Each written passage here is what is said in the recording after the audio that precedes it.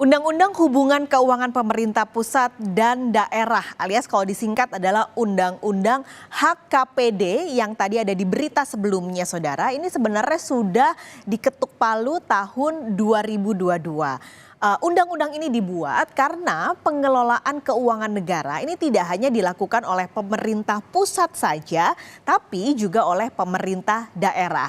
Nah, Undang-Undang HKPD dibuat dan diatur supaya daerah bisa mengatur sendiri penerimaan mereka. Apalagi beberapa daerah ini merasa pendapatannya kok nggak besar ya. Nah, yang jadi polemik dalam undang-undang ini adalah salah satunya ini saudara, Pasal 58. Isi dari pasal 58 ada 2 poin sebenarnya. Jadi yang pertama adalah tarif pajak barang dan jasa atau kita singkat PBJT paling tinggi 10%. Ini aturan pertama. Lalu ada aturan lagi yang kedua yaitu tarif BBCT pada sektor-sektor khusus. Ini adalah untuk diskotik, karaoke, klub malam, bar dan mandi uap atau spa diatur ada batas bawahnya yaitu 40% sampai batas paling tinggi adalah 75%. Jadi dari undang-undang ini Anda bisa melihat saudara, kalau nggak semua pajak atau nggak semua sektor hiburan ini kena kenaikan pajak. Jadi yang kena kenaikan pajak adalah yang diatur dalam poin ini yaitu diskotik, karaoke, lalu klub malam, bar dan juga mandi uap dan spa. Kalau hiburan-hiburan lain adalah paling tinggi 10%. Ini paling tinggi ya, jadi kalau misalnya daerah mau menerapkannya 2% misalnya atau 3% silahkan. Tapi batas maksimal yang diatur dalam undang-undang adalah 10%. Kalau bicara soal Undang-Undang Nomor 1 Tahun 2022 yaitu hubungan antara pemerintah pusat dan daerah sebenarnya nggak hanya mengatur soal pajak hiburan, tapi di dalamnya juga ada pajak kendaraan bermotor, lalu juga makanan dan minuman hingga tarif parkir di daerah juga diatur dalam undang-undang ini. Jadi kami garis bawahi lagi saudara, misalnya nih Anda mau ke bioskop atau Anda mau bermain ke taman safari, taman mini ataupun Dufan misalnya, yang kena pajak adalah di sini. Jadi bukan ini ya, karena ini adalah khusus untuk diskotik sampai spa. Nah, dalam undang-undang ini saudara juga diatur soal pengajuan insentif fiskal kayak tadi berita sebelumnya yang ada di Bali. Kalau pengusaha mau minta misalnya keringanan, lalu juga pembebasan atau penundaan pembayaran pajak.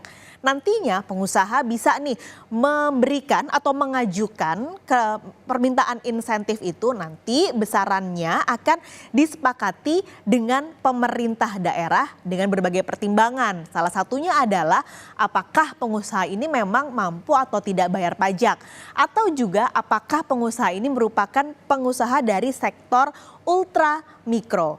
Meskipun sudah ada insentif ini, pengusaha sebenarnya tetap merasa Undang-Undang HKPD akan memberatkan para pengusaha. Kami berikan kepada Anda pernyataan dari Ketua Umum Gabungan Industri Pariwisata Indonesia, Haryadi Sukamdhani. Kenapa sektor tersebut dikecualikan, diberikan tarif yang lebih tinggi? Sebagaimana kita ketahui, penerapan tarif tinggi itu kan ada 2 tujuannya. Satu adalah untuk membatasi, kalau itu berupa kegiatan adalah pembatasan kegiatan atau membatasi peredaran barang tertentu. Nah, pertanyaannya adalah apakah sektor hiburan ini memang mau dibatasi? Ya, tadi saya waktu sempat kita berbincang dengan Mbak Ilona, katanya responsnya dari Dirjen Perimbangan Keuangan dibilang katanya itu untuk keadilan dan sebagainya. Nah, pertanyaannya di sini adilnya di mana ya, gitu kan? Karena konsumennya hiburan itu kan sama, konsumennya karaoke itu sama orang-orangnya. Ya apa yang dibeda-bedakan? Apakah itu ke karaoke ataukah itu ke Oke, jadi kita sudah lihat ya undang-undang yang baru tahun 2022 diketuk palunya berarti 2 tahun yang lalu. Nah, kita coba bandingkan saudara dengan undang-undang yang berlaku sebelum Undang-Undang Nomor 1 Tahun 2022 yaitu Undang-Undang Pajak Daerah dan Retribusi Daerah atau PDRD. Ini dia undang-undangnya Nomor 28 Tahun 2009. Jadi setelah berlaku sekitar 13 tahun, undang-undangnya diubah nih dari PDRD ke Undang-Undang tadi di sektor-sektor daerah. Nah, di undang-undang ini Saudara, sektor industri hiburan diatur di pasal 45. Kami kutip ini dari laman resmi BPK, Anda juga bisa akses, Anda bisa baca kalau Anda mau lihat secara lengkap dan detail apa undang-undangnya. Jadi poin-poinnya adalah tarif pajak hiburan paling tinggi 35%. Ini beda ya dengan undang-undang tadi di 2022, tarif pajak hiburan yang paling tinggi adalah 10%. Artinya ada penurunan dari 35% paling tinggi menjadi 10%. Lagi-lagi kami garis bawahi, ini adalah tarif batas atas yang paling maksimal harus diterapkan. Poin kedua adalah soal industri hiburan khusus yang tadi juga diatur, yaitu antara 40 sampai 75%. Yang ini ada pengurangan juga atau ada perbedaan. Kalau di 2009 yang paling tinggi 75% ada pagelaran busana, lalu kontes kecantikan, dan yang sama adalah diskotek, karaoke, klub malam, spa, dan yang beda juga adalah panti pijat. Ini paling tinggi 75%. Yang berbeda dengan yang tadi tahun 2022 atau yang sudah berlaku sekarang tahun 2022 adalah sektor yang dikecualikan kalau yang baru ada batas bawahnya Saudara, yaitu 40%. Sampai batas atasnya sama ya 75%. Kalau di 2009 sebenarnya batas bawahnya ini 35% karena tarif pajak hiburan paling tinggi diaturnya 35%. Jadi bisa Anda lihat ya perbedaannya. Kalau di yang baru naiknya berarti batas bawahnya naik 5% dari 35 menjadi 40 untuk sektor-sektor yang dikhususkan, tapi untuk seluruh industri hiburan lain yang tidak dikhususkan di luar diskotik, klub malam, bar dan juga spa turun menjadi 10%. Sebenarnya ngapain sih harus ada batas bawah, lalu harus ada batas atas? Nah sebenarnya ini diatur supaya tiap daerah ini ada persaingan yang sehat. Jadi nggak ada daerah yang karena pajaknya rendah supaya bisa narik pengunjung sebanyak-banyaknya. Ini supaya terjadi persaingan yang sehat Saudara. Ini makanya diatur. Nah yang di undang-undang lama juga ada soal pajak hiburan tradisional paling tinggi 10%. Sementara di aturan yang baru tidak ada aturan soal pajak hiburan tradisional. Menteri Pariwisata dan Ekonomi Kreatif Sandiaga Uno mengaku sebenarnya kalau bicara soal pariwisata, soal hiburan ini ada yang mahal sekali, yaitu biaya dari doing business sektor pariwisata. Ini sangat tinggi. Jadi harapannya sebenarnya aturan baru yang sekarang diterapkan ini tidak akan mematikan industri pariwisata di Indonesia yang sebenarnya masih kalah saing dengan negara tetangga. Kita pastikan bahwa diskursus ini akan lebihnya ini untuk memperkuat industri parekraf kita.